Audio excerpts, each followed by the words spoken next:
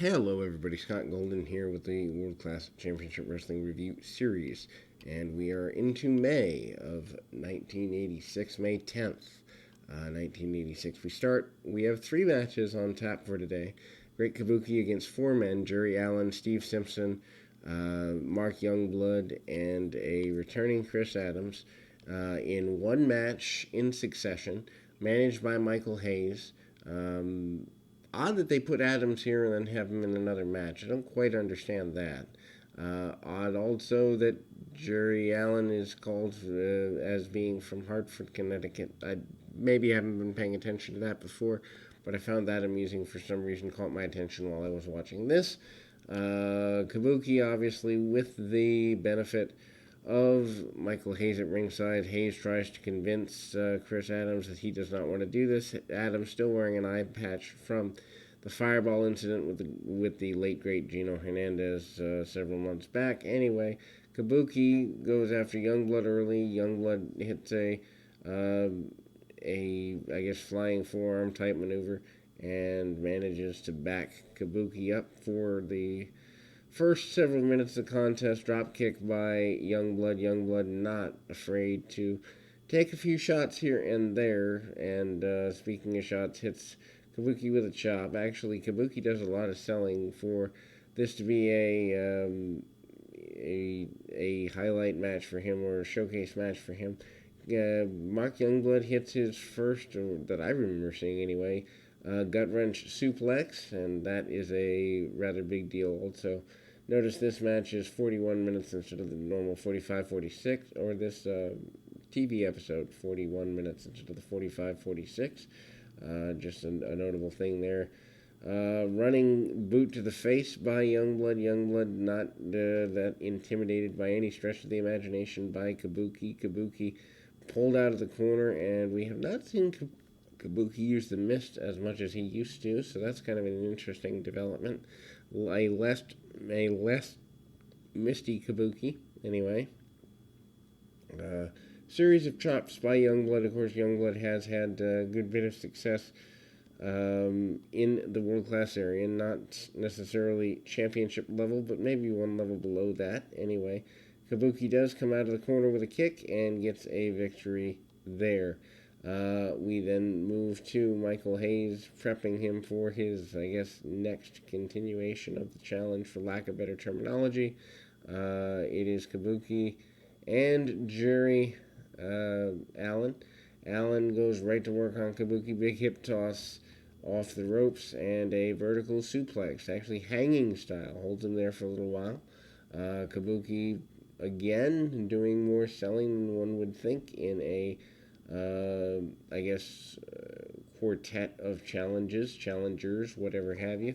Kabuki with a takedown and some kicks there. Kabuki cannot get Allen immediately on the receiving end of a body slam, and then Allen goes right at the continuation of the match.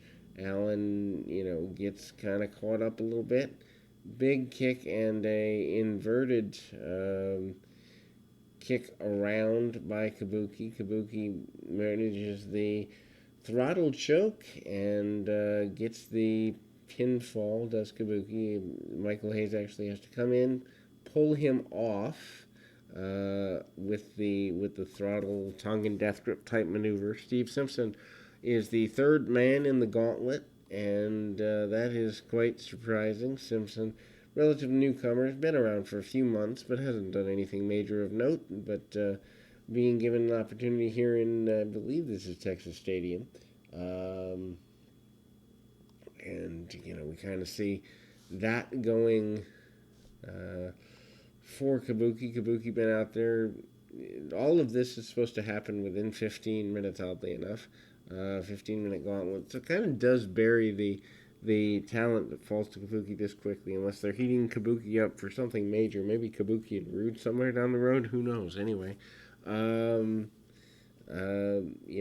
do see Kabuki with on the receiving end of the wrist lock, arm bars, and the like for the next several minutes. Not a typical approach there, to say the very least.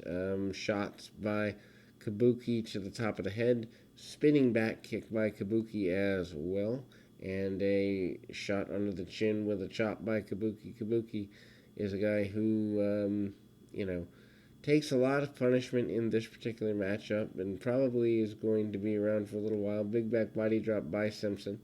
Simpson does wind himself up on the receiving end of a kick, and Kabuki tries to bring the man back in. This, honestly, whoever beats Kabuki, if someone did in this type of a match, would be a major win. And just as I say that, or just as I had written that down, Kabuki manages to get pinned by Steve Simpson. So maybe they're trying to get Simpson over to another level. Anyway, a run out with Chris Adams. Adams goes after Michael Hayes. Hayes and Kabuki double team on Adams, but Adams, even with one eye, seems ready for the challenge of Michael Hayes and Kabuki. So Adams back as a babyface in the area, first time in several years. Obviously, the change coming at the hands of the untimely passing of Gino Hernandez, most predominantly. I don't know that they would have changed Chris Adams when they did, if not for that situation. We then move to our second of three matches on the card, Steve Regal and Brian Adias. Adias, a major star in the area, obviously, for several years, on and off.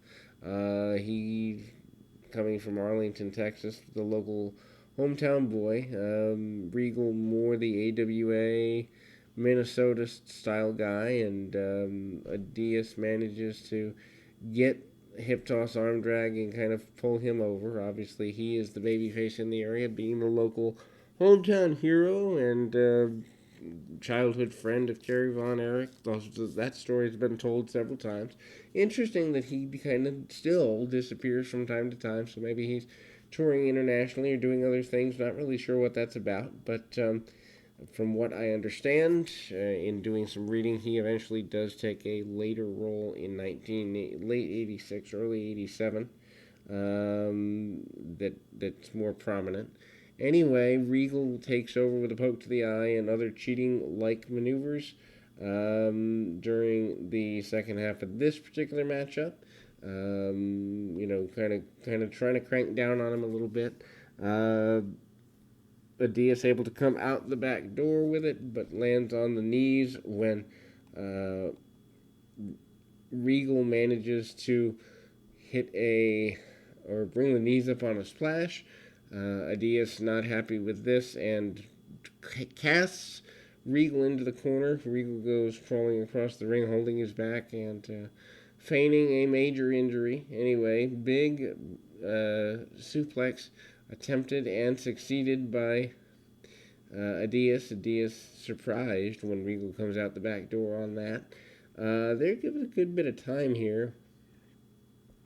More time than I would expect in this particular contest, but I think that's more to do with having lesser talent than they have had in previous Texas Stadium shows. So maybe you need to give the opening matches or the first few matches a little more time than you generally would. No disparage on the actual talent, the quality of talent themselves, but they certainly are not, you're not talking about a Kamala or something like that. Adias manages to gain the victory, and I believe holding the Texas Championship in the process, manages to get a roll-up victory, victory roll style. And then we see the main event of this particular episode, John Tatum and the Grappler versus Brickhouse Brown and Chris Adams. Interesting combination there. Missy Hyatt, of course, with Adams, with Tatum and the Grappler, who has been in and out, kind of not as consistent as would be. Adams still wearing that eye patch. They're given about 11 or so minutes here. Brickhouse Brown certainly moving through the ranks relatively quickly. Many people would say, some would complain too quickly that he wasn't ready for the opportunities he was given, but at the same time, he has many athletic gifts that he's encouraged to use here. Hits a headbutt on the Grappler, which is kind of a rare sight to see the Grappler caught off guard with such a simple but effective move. Missy Hyatt very happy with her man on the inside, and Tatum and um, Brickhouse Brown go at it for quite a few minutes there. Obviously, Chris Adams makes his way back in. The announcer talks a little bit about there being some bad blood between Tatum and Adams. I don't really know why they're putting that over unless there's a plan to go for them to be a program somewhere in the not too distant future. Not quite sure what that's about, but it's neither here nor there. Then we continue to see Adams work over this time the grappler, holding him in the middle of the ring area with a attempt to kind of cut off the drop kick, and actually does do that. Tatum comes back in. Interesting wrestle free by Brickhouse Brown. Brown tries to avoid staying down by any means necessary. Almost uses kind of breakdancing like maneuvers. He later does a breakdancing style gimmick, believe it or not, and that's actually rather notable of him.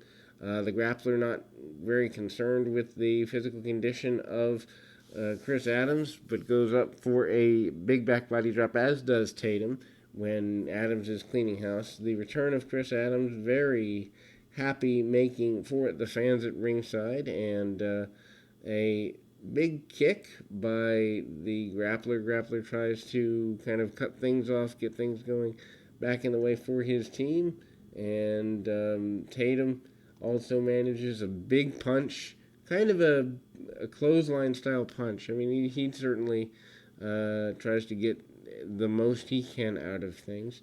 Meanwhile, we find Chris Adams on the table at ringside, gets sent into the table. Amazing now how every table breaks, but these days, but tables were more sturdy back then, I guess. I don't know. Anyway, Tatum tries to bring Adams in the hard way. Doesn't get all he wants on that opportunity. Grappler back in, and with about 3 minutes left in the program, Brickhouse Brown comes back in, clears out on both Tatum and the grappler with boxing-style punches, kind of jabs and the like. Tag off to Chris Adams. Adams back in, and on the receiving end of a big body slam, followed by Tatum on the top rope. Tatum almost always misses from the top rope, and does as well here. And then we see a tag back to the grappler. The crowd is into the. I mean, from a tag match, just a pure tag match perspective, crowd really into this. The return of Chris Adams in a big match feel, really a big deal. The grappler is casting Adams to the outside, and Brickhouse Brown is being double teamed upon. He's sent out over the top rope.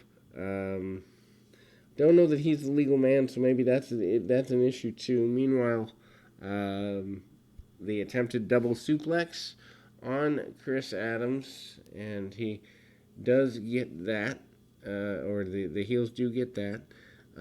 Missy Hyatt says, "Bring him on over. I want to get even with him. I want my chance to strike him." But that is not where we're going to go with this, per se. Actually, Missy does come in slapping him around and all of that. Your babyfaces do get the victory, but Brickhouse Brown makes his way back as we close this week's edition of the World Class Championship Wrestling Series.